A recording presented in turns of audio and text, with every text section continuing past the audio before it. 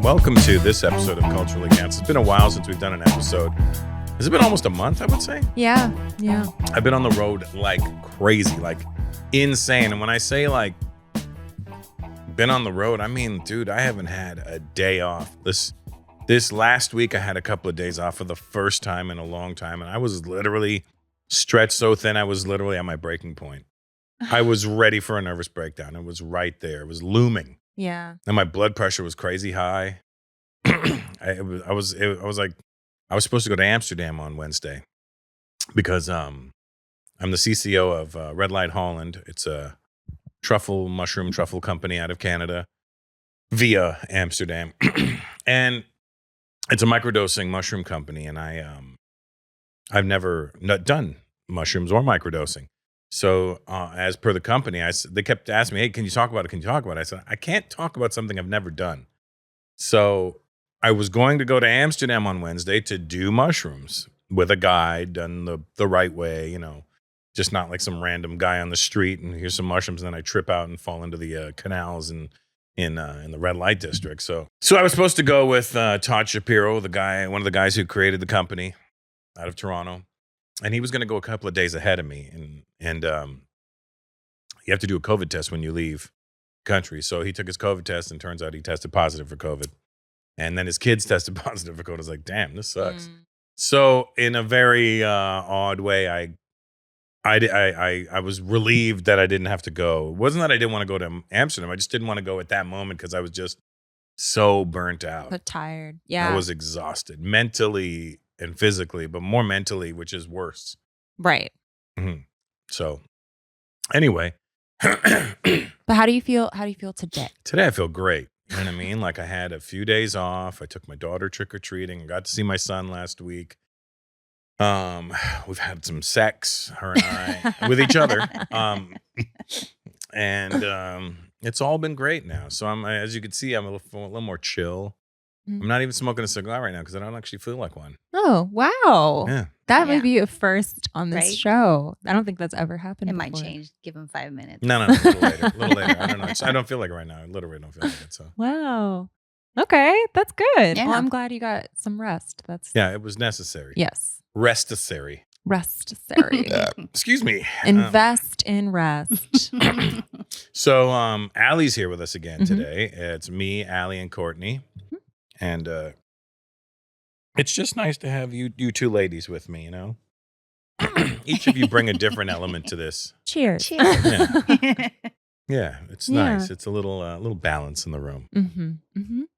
I love it. Yeah, there's been a lot of ladies on the show recently, I feel. Yeah. Yeah. You know, it's funny is the ladies have been really bringing it on the show. That's why. Mm-hmm. A lot of the dudes kind of like, I'm like, oh boy. They needed a vacation too. They needed a minute. No. But it seems like whatever women are doing nowadays, they're excelling in. Even in the MMA world, there's no easy fights for women out there. Like when a woman fights in an MMA fight, it's real deal. And when two dudes get in there, they might take the night off and go a little slow and easy on each other. I'm like, lame. So, women have definitely stepped up everything. And it's not that they stepped it up. They did it in a way where they made it like, look, if you guys aren't going to do this right, we are. Mm-hmm. Yeah. Mm-hmm. So I really appreciate that. I think women are prepared. Like that's Yes. what I feel like usually, like that's my observation. It's not a like better or worse thing. I just feel like more across the board, women are like, well, if nothing else, I'm going to be prepared, you know? Exactly. Yeah, I mean, they sat on the sidelines for so long. They watched and they took notes and they were like, well, I know exactly what I don't want to do. Mm-hmm. Right. So they don't come in and half-ass it. They come in full bore, which is, I mean, it's the same for any marginalized group of human beings, whether they be females, non-whites, gay, straight, trans, whatever. If you've been marginalized in some form or another, you're going to, when you get your chance, you're going to take it a little bit more seriously. Right. No, I agree. Look at me, full of insights today. I know, full of these like feminine power insights. Which I love. Had some feminine power on me this morning. So. Speaking of, I wanted to ask: are you fully wedding planned out, or is there still more planning? Courtney. We did our tasting a couple weeks ago. Okay. Mm-hmm. We're already in production for the invites, Mm-hmm. and Invites are pretty cool. we just got to send them out, and that's it, huh, babe? Yeah. This is all new to me. Like, because obviously I've been married once before, but Mm-hmm. $500 it cost me. That thing was Really? bang up job, buddy. Elvis impersonator, Little Whitechapel. Oh, that's right. I forgot. In and out, buddy. In its entirety. And it lasted a long time. Yeah. They say you get what you pay for. Right. So you got what you paid for. Yep. Short wedding, short marriage. Yeah. I guess uncertain. Yeah. I mean, sure, some people it's worked out for just, Yeah. when you're doing it for the wrong reasons at the wrong time, it's never a good deal. Right. Were you very drunk? Can I ask that? No. Okay. My daughter's mother was pregnant. I was like, probably be a gentleman and marry her. Oh, okay. I don't know. I figured Indian people get married all the time when they don't really know each other. And they make it work. Mhm. I'm Indian. Mm-hmm. Like, let's try and make this work. Yeah. But, whatever. I got a great kid out of it. Yeah. Yeah. That was the whole purpose of it. That really was Yeah. the purpose of it. Yeah. Yeah. I mean, So, this will be the first. So I consider this my first marriage. Yeah. This one right here. yeah. This lady. Yeah. Right. She had raised 2 daughters. Right. 29 and 27. Mm-hmm. By herself. Mm-hmm. No help. And still a strong Yeah. woman. Like, no. And there was no, like, I'm longing to do this. It was just like one of those things I was like, you never? Mm-hmm. Like, ooh, that would be. Mm-hmm. I think you're the right one. Yeah. Yeah. Even though you pushed me away in the beginning. Yeah. I mean, I wasn't, listen, at the Just beginning, I kidding. wasn't ready. You know that already. Yeah. I it was a joke. not in a good mental space at all. Mm. Yeah. I was going through a Understandable. lot at the time. Yeah. Yeah. Eddie had just transitioned into a torta. And so we were dealing with that. Yeah. Yeah.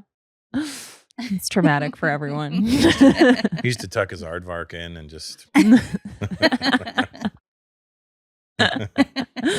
His mushroom cap, wasn't that what? He doesn't have a mushroom cap. He's got a turtleneck. He's got an anteater. These are all bumper stickers on Eddie's car. On his motorcycle. Yeah. My other penis is a hard hat.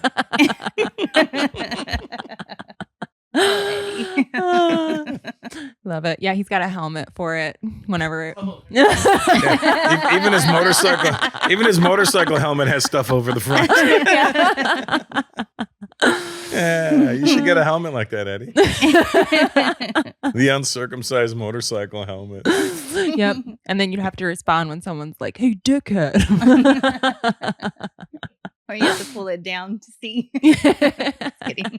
And his license plate says Verga di Cara.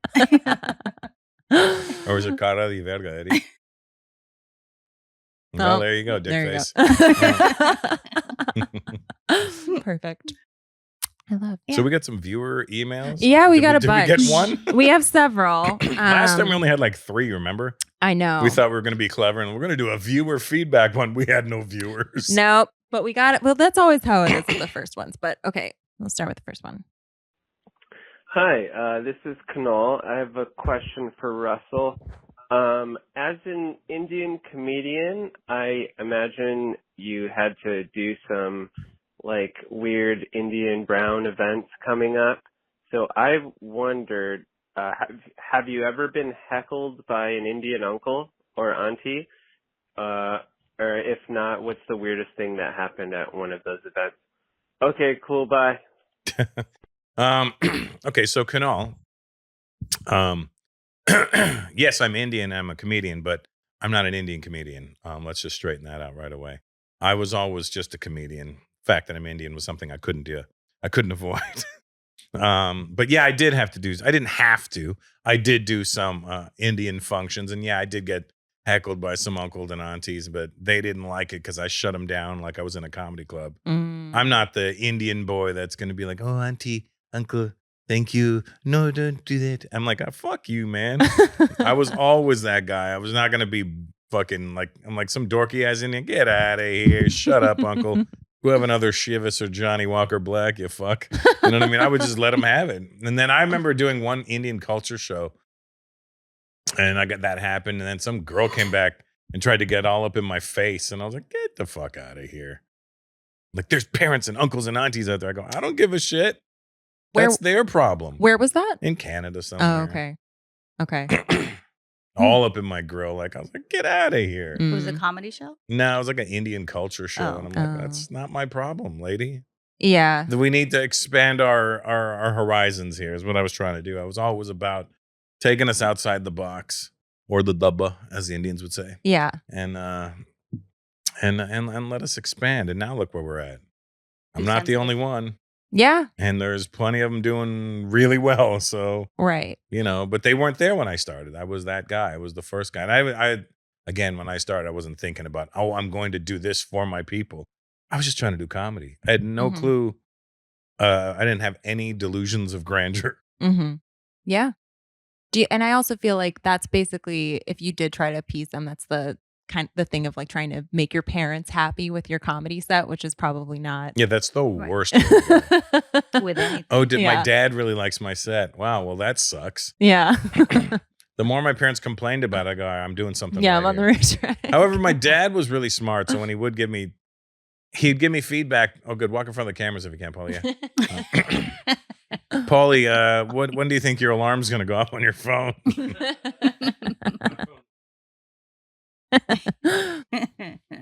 Yeah. So my dad was really intelligent and spoke like his English, his vocabulary was amazing and not to be messed with. But then he would try and tell me to I need to expand my repertoire. He would tell me all the time and talk about different things and Mhm. can't just do this. And then I was like, oh boy. And then he would tell me, here's Reader's Digest. Go read it. I'm like, I'm not going to learn from Reader's Digest. I don't want to. But I did take it to a certain degree, and I started paying attention more when I was out, just trying to figure out, and that's where we're at now. Yeah. It's only been 32 years. We're good. I think you're onto something. That's what I think. Hi, Russell. I was wondering, since COVID, pretty much all live performances stopped for a really long time, including stand-up. If stand-up had never come back, what would you have shift to besides podcasting, of course? Would you have gone to get educated in a different way, a completely different career? I'm curious. Educated. See, that's the problem is people think you need somebody else to teach you something. Would you go and get educated? I never got fucking educated the first time. You know what I mean? I learned through life. Yeah. And if you're a hustler and you know how to live through life, I would have figured it out eventually. I had to adapt because of COVID anyway. You make these little concessions in your life, and I would have probably gone more into DJing. I was ready to enter the World Jiu-Jitsu Championships. I would have trained my ass off because I would have had nothing else to do. I would have entered the World Jiu-Jitsu Championships, and I would have continued down that path, I think, too. Sure, there's no money in it, but there's a lot of personal gratification that I would have seen from that. But, 51 years old, what am I going to do? I would have figured it out. Yeah. I would have flipped something into something. Yeah. Yeah. I always did. Yeah. Since I was a little kid. So it's not like this would be new to me. Mm-hmm. Did you ever think that it wasn't going to come back? Did that ever cross No, your I never mind? thought it was going to come back. I just thought it wasn't going to come back fully, and I thought it was going to be a little weird. And it was a little weird at first, but as we meander our way through this new world we're living in, we're starting to figure it out. And Yeah. it's coming back just fine. Yeah. Yeah. And you have a tour coming up now. Oh, yes, I do have a tour. Thanks for bringing that up, Courtney. No problem. The Act Your Age World Tour. So here's what happened. Before the pandemic, I had come up with a title for my tour, and it was going to be called Brownsploitation. And we had artwork made up. It was like artwork like blaxploitation films, but with like a lot of Indian themes in it and stuff. And it was really dope looking. But the act had nothing to do with brownsploitation. Culturally canceled has nothing to do with being culturally canceled. No. Deported had nothing to do with being deported. None of my tour titles have ever really had anything to do with the act. But this time I came up with the act. And usually I came up with the name of the tour and the title of everything right away. Mhm. This time I came up with the act first and was struggling to come up with a title name. And I was in Abu Dhabi in September, and I was sitting on my balcony with my buddy Clay Roberts, who did the podcast, and we were brainstorming. I was like, well, I need a better name for this tour because this doesn't make sense. It's brown exploitation. And then I came up with Act Your Age because my act is about, you know, dealing with being a 51-year-old man and still not mentally being a 51-year-old man, but at times having to mentally be a 51-year-old man Mhm. and dealing with millennials and Gen Zs and all Mhm. the sensitive cultures we're living in front of now and how we got here and why we got here. And so that's why I came up with the same Act Your Age, because how do you act your age? If I act my age, I could possibly get canceled. You know what I mean? So Yeah. that's why the title makes sense on this tour. So finally, a tour title with an act that matches it. And I don't want to toot my own horn, but I think it's a pretty damn good act. Eddie, what do you think about this act? Eddie's excited for it. Eddie likes it. And Eddie's seen a bunch of them now. He's seen about 5 tours. See, Paulie's sister came and saw me in Pittsburgh and said it was the funniest. She's seen every tour as well, yeah. So it's getting great feedback from people who have seen me a lot of times. And it's funny to see fuck faces on the internet, you know, when I post clips and they're like, and I'm like, clearly I said this is a throwback. Yeah. Clearly I said this is crowd work. Right. And they're like, why don't you fucking do something else but talk to the crowd? I go, I'm not going to give away my act, you prick. You know what I mean? Like, here's some free shit on your free platform. Yeah. Go freely fuck yourself. And if people talk shit now, I just instantly remove them as a follower. I'm like, I don't need your bullshit. Totally. And also, I feel like that also goes for our podcast listeners. Just a reminder that this show is also free. So stop whining. Thank you. Yeah. Yeah, like it's the worst. Like, here's something free. I don't like it. Well, then don't fucking enjoy it. Yeah. Don't watch it. Yeah. Jesus. Bye. You want Why are you here? Eddie, Yeah, can why you are you flick here? on the middle heat for Allie? No, I'm good. You Yeah. were looking at it earlier. I was? Yeah, no, you're- there was a mosquito flying over your head. Oh, there was a mosquito. And I was Oh. like, don't get bit on your neck. Oh, I was And wondering that's what why I you... hit his Oh, I leg. 'Cause thought- I saw it land on his leg. I And thought you were pointing I at the saved heat. your life You did. Yeah. on that big Well, you thigh. got stung this morning. Listen. Bigger With than a this mosquito.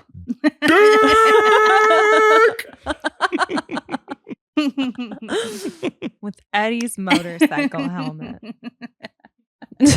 Eddie's what? Motorcycle helmet. Yeah. No, I'm proper. My shit looks pretty at all times. Perfect. Small, but pretty. Not small. Looks like King Louis. Like the king of a chessboard. No, she meant from the Jungle Book. Have you seen the Jungle Book? Oh, yes. Yeah. Oh, You okay. know how King Louis and everything, and then Oh, wow. neck Oh, is like- okay. His neck are my balls. They Is are what his she's trying to balls. say. Wow. it's pretty funny. That's like the most graphic thing that's ever been said on Right? the show. You should see when he's dancing and they're doing King Louis. It's pretty funny. Naked. Yeah. Not I'm the in same, it. at least. Not the same. No. And I'm in it. I will. Yeah. Well, there's a lot of penises in animated movies. I feel like in the Little Mermaid, The that- castle. the castle on the Mhm. cover, and then also like the old school cover. Yeah. And then they changed it because they realized. And then there's the priest that's marrying them, and if you pay attention, it's like, like, yeah, Really? yeah, it goes in and out. I've in never and out. watched. I've never watched That's any of funny. those Disney movies. Really? I watch them all the I haven't time. seen The Lion King even. What? How is that possible? I was a grown man when they were coming out. I didn't want Okay. to see them. I To mean, me, I get that. And he didn't have kids at the time. Yeah, I get so that. it's different. also, Yeah. you know, to me, there's a difference between animation and cartoons, Mm-hmm. and I like cartoons. Okay. I don't like animation. It's like, you're trying to be too real. Yeah. I want to see a chicken running into a wall. You know what I mean? Right. Like, just I want to see dumb Like Tom shit, and Yeah. Jerry. You wanna dumb, see- mindless things. You want to see slapstick in your cartoon? Yeah, like Yeah. just have fun and not mean anything. I get that. I mean, I think for me, like, as you know, I'm a musical fan, so I feel like those movies are very musical. Yes, they're and, written by and the musical music people. annoys me. in those. See, and I like all that. He's like, Me why too. are we watching this shit? Yeah. I was like, well, first of all, the baby's here, so we're watching it. right. She put it on and leave it on. I'm like, what is this on my fucking TV? Well, I Get off. like background. Mhm. I like background Back- I like the Yeah. news music. on. Yeah. Do you? Yeah, I like to have the news on. My That's dad my always mom's had the like news that. on, and I just need It's to know what's depressing. happening. Yeah. Well, It's depressing, but it's what's happening out there. I know. That's why my mom does the exact same thing, and it's but that's why it's like every time she calls, she wants to talk about politics, and I'm like, I need you to get another thought in your head, just Right. like another one that is maybe not just this annoying, you Right. know, We because I already know hear it on the news. it's all bad. Yeah. Yeah. And I'm not saying don't watch the news, but yeah, maybe just not like the 24-hour news Right. cycle. Where it's embedded in the back of your. I kind of keep it on the local one just so I can get the weather and Oh, the that's- traffic more than anything. That's not bad. And also find out what area not to go to because it probably got shot. There was a shooting. Sure. There, you know what I mean? So, Right. oh, America. Hey, Russell. My name is Dave. I just had a quick question. You did 2 Comedy Now specials, one in 97 and one in 2003. I read your autobiography, and I'm a little bit unclear about a couple of things. I'm just wondering if you could tell me what happened between that period, because I know that you mentioned about sleeping on Keith Robinson's couch, and then I think you also went to South Africa. But I'm not sure if I'm wrong about this, but did you also go to England and host a show? I'm just wondering if you could talk about those 6 years, because it seems like those 6 years will be important in your career. Anyways, so love the podcast. Hope to hear more of it. Thanks again. Well, first of all, thanks, Dave. I was Yeah, the first Dave. person who said they love the podcast. Aw. So salute to Dave. Yeah. So when 96, I slept on Keith Robinson's couch. Keith Robinson, Patrice O'Neal's couch, as a matter of fact. And those guys really gave me a lot of solid advice. And I played them my special. And the first special I actually did was in 1995. It was called Comics. It was on CBC in Canada. And I was so proud of that one. And I took the videotape with me to New York and I put it on. And I said to Keith and Patrice, you want to see it? And they're like, yeah. I put it on. It was silent in the room when it was on. And then when it ended, I looked at them and they go, what the fuck was that? And they go, come on. They were like, that was the worst piece of shit I ever seen in my life. And I was like, come on, you're kidding. They're like, no, that was trash. And I was like, throw that fucking videotape in the trash. I was like, what the fuck? And they weren't kidding. And they told me how to write differently, how to think, how to write in a place where nobody else can do those thoughts but you, because they're your thoughts. They said, what was so special about any one of those jokes in that anybody else couldn't do? And I didn't have an answer. And it made me change from that moment. And then I got the special in 97, which I feel at the time was a little too soon for me, because what they were doing was they were banking off the success of the one in 95. The one in 95 didn't air until 96. And then, they were like trying to get another one out in 97. And I agreed to it because they offered me 10 grand. I was like, 10 grand. I went and bought a Lexus with it because I'm a fucking idiot. And, so that special wasn't that very good at all. I'll be the first to admit it. And then, the 6 years went by where I did nothing in Canada. I was in England all the time. I was traveling around. From England, you would get all these gigs in Europe and Asia and the Middle East. And I was just touring the world doing comedy through these gigs from London. And the money was terrible, but it was a great time. I didn't have any kids. I didn't have any mortgages. It was all just travel around the world, make your money, go make a little bit of money, and go see all these countries you would never have gone to in the first place. And that's where I started just to learn how to write differently and experience the world differently. And then, in that time, I was cultivating my act. And because I knew I wasn't doing any TV, I just kept polishing up the act, just kept getting shinier and shinier until we did the one in 2003. And that changed the game for me. And yeah, I did have a little talk show in England in the early 2000s. It was called Network East Late. It was BBC Two, I think it was. And it used to be it was an Indian programming. It was the Indian Programming Unit, or the South Asian, whatever it was called, Asian Programming Unit. That's what it was called. Because in England, the Indians are called Asians. So if you're in England, you say I met an Asian person, they're not going to think Ali. They're going to think me. And in America, when I say I'm Asian, everybody goes, well, you're not. I go, fucking idiot. Go look at a map, stupid. Look at the biggest, one of the biggest parts of Asia is us. You fuck.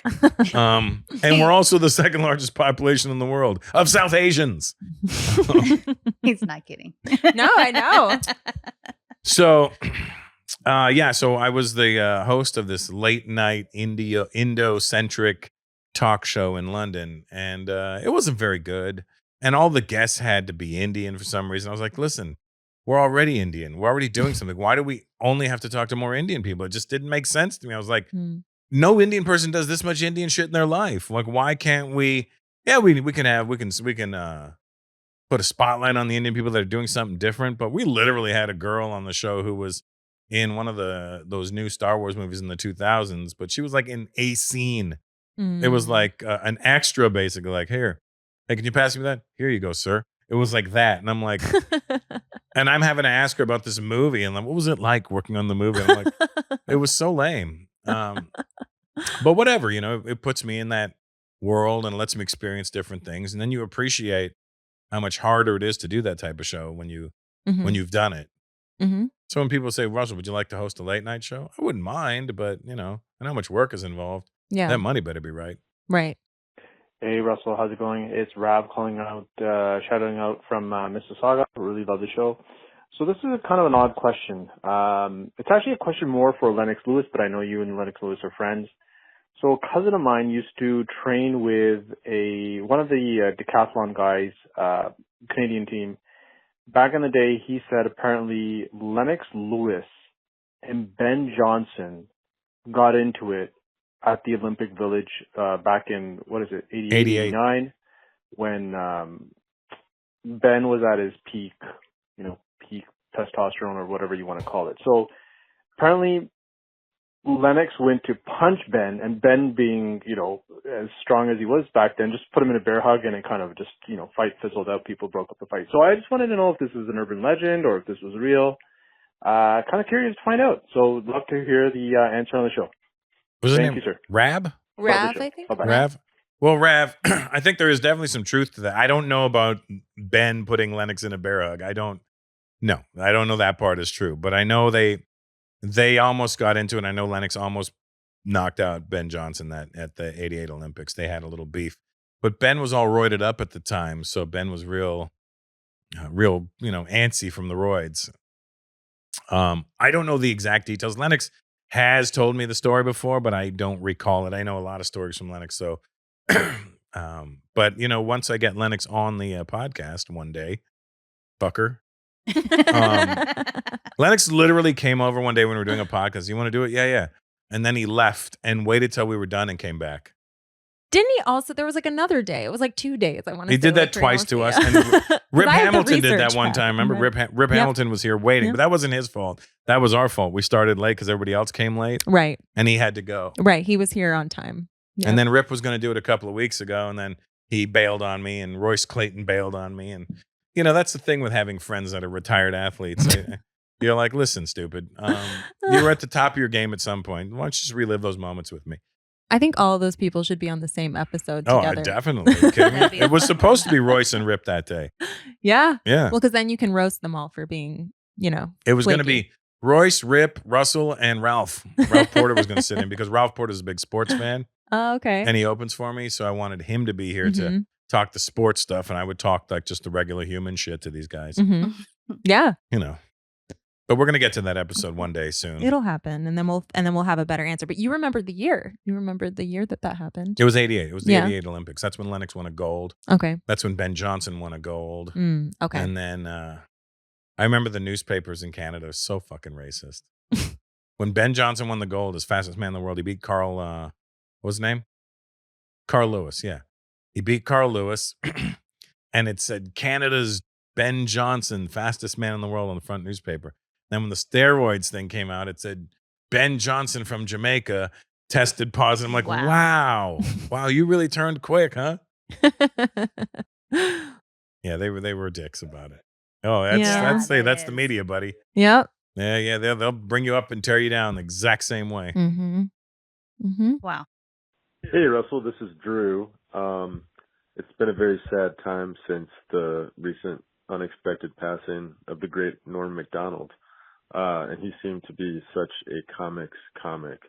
So I have been really enjoying hearing different comedians tell their favorite Norm stories and moments and such. So I'm wondering if you happen to have a favorite Norm Macdonald joke or moment, or if you ever got to meet him over the years, maybe you could share an anecdote or two. That would be amazing. I'd love to hear it. Take care. Be well. Thanks, Drew, which is also the past tense of draw. Um, so Norm, Canadian as well from Ottawa, hilarious, like legit, like it was just funny as hell. Mhm. We were at the Laugh Factory one night, and Jamie Masada, the owner of Laugh Factory, he was just me, Norm, and Jamie were staying there, and Jamie's like, "Yeah, buddy, everybody keeps giving me their card. Look, this guy producer, this one writer, this one on catering truck. Everybody give me their card, bro." And then Norm looks at me, and then Jamie goes on to something else, starts talking about something completely random, and then Norm goes, "Hey, Jamie, do that thing with the cards again." It's just so funny. Do that bit about the cards again. It's just so ridiculous. I remember laughing so hard because I was like, "That's so fucking funny, man." Yeah. But that's the genius that he was. And when he replaced me on Last Comic Standing, and that was the only person I was not upset. I was like, if I'm going to be replaced by Norm Macdonald, I don't have a problem with that. I mean, you at least replace me with a better comic. Aw, that's sweet. Were you ever doing any shows or performances or any like TV appearances with him? No, but him and I used to bang the same chick back in the 90s. I'm sure there's a lot of people that you Yeah, but I remember specifically Bang because the she was like, same "Oh, I used chick." to fuck Norm," and I go, "Cool." I didn't know Norm at the time. I knew who he was. I didn't know him. I Mhm. was like, "Okay, whatever. Well, I don't give a shit. I'm fucking you now, so I don't really care who you fucked before me." Right. Like, doesn't that make And then when I met Norm, I was like, "Hey, do you know blah blah blah?" And he's like, "Oh, how do you know her?" And I go, "He goes, eh." doesn't that make you, what is the word, Eskimo brothers? I guess we're Eskimo brothers. Yeah. So Norm and I are brothers. forever connected. Yeah. We got the same chlamydia. No, I'm just kidding. Love that. Next question. Hi, yes, my name is Victoria, and I was wondering, since you film from your backyard, do your dogs enjoy participating / helping, being involved? Or I say dogs, how many dogs do you have? And do they enjoy it, and are they helpful? Well, the dogs are all Allie's dogs. She has 7 dogs. She's a crazy dog lady. But we keep the dogs at Allie's house. She has 3 pit bulls, 3 Shih Tzus, and Piper. Piper's a different breed. And Piper's, the toy pug who's been on the show. And Yes. She's fallen asleep on my lap on the show. Snoring And on she the was show. snoring on the show. I don't know that the dogs enjoy the show. I haven't asked them. Mm-hmm. But no, she has 7 dogs. So the other day we had 2 of them here. We had Piper and Bubby. He's one of the Shih Tzus. Mm. But I really want to bring Dino. He's the pit mastiff. I love Dino. He's my big boy, Dino. He's huge. He's 120 pounds or something Wow. like that. And I was playing with him in her backyard a couple of weeks ago, and he's so friggin' strong and so big. I guess he got excited the way I was petting him on the head, and he got a little frisky and tried to hump my leg. But when he grabbed my leg, it literally felt like a jiu-jitsu takedown. Like it felt like a guy grabbing my leg to give me a single leg takedown. He's a strong boy. Wow. I was like, "Hey, get off me, you fucker." I had to push him off. And he was like, "Hey, want to do this?" I go, "No, I don't." But the funniest thing is when she has to go into his cage, or now he's got a doghouse, which he's very happy with. If she goes into his cage because he would tear up his bed all the time, she would get into the cage on her hands and knees to get it out, and he would run behind her trying to hump her every time. And I was like, "See," And he'll stand there and laugh. I'm like, "Dude, "This is it why it's like, hurts." see, it's not just me. No, it hurts. It hurts. Wait a minute, what the fuck?" No, because he grabs, and I was like, "Get him!" And Yeah. he's like laughing. I'm like, "Dude, it hurts." Like he's scratching my leg and Scratch my scratching leg. my leg. Scratch my leg. I feel like it would be really amazing if there was an attack dog who didn't just, like bite and growl, but He just humped you?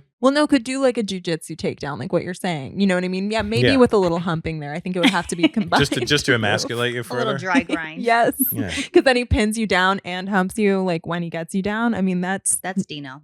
Yeah, Do Dino. that. Dino's Definitely would do really that. big and really strong. When I first met Dino, I walked in her backyard and he was lying down And I was like, "You got a pig?" And she was like, "That's not a pig. That's my fucking dog.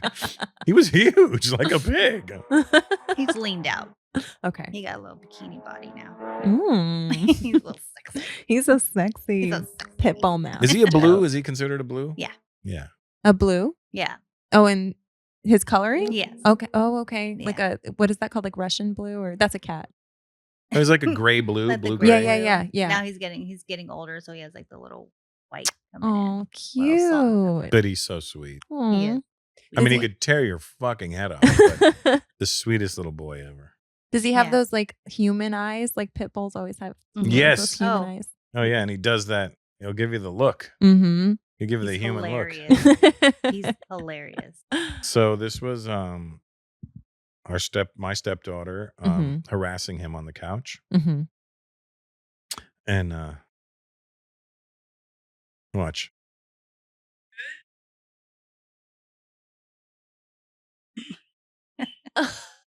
His face. Side eye. He's like, bitch, leave me alone. He yawned and it goes right back to Yeah. Look at the way he looks like. that. I'm not amused. And then Piper's just a human.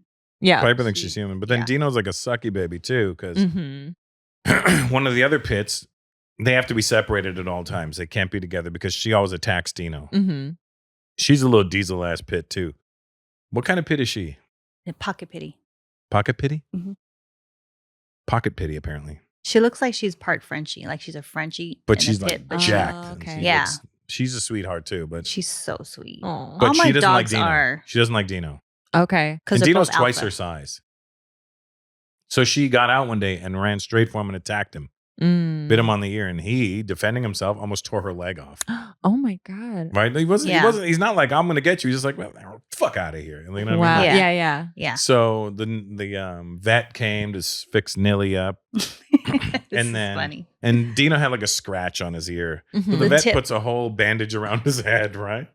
And this is Dino's reaction. Listen to him though.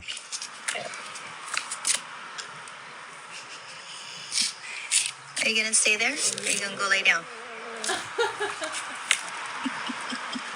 Can you hear him going? "Oh." pouting. He was it's- resting his head on the. On the brick. He was standing up with his head on the brick, like, I'm like, you have a nick on your ear. Calm down. Yeah. You tore off Nilly's arm. And she was walking in, she was fine, but she was mad, but she was like, she wasn't whining or anything. She just went in her bed. yeah. He was over there whining, and I'm like, Because because he's probably like, I look stupid. it's because he's a male. Males are such babies when We they're certainly are. When you're sick or have a cold. There's Yeah. no doubt about that.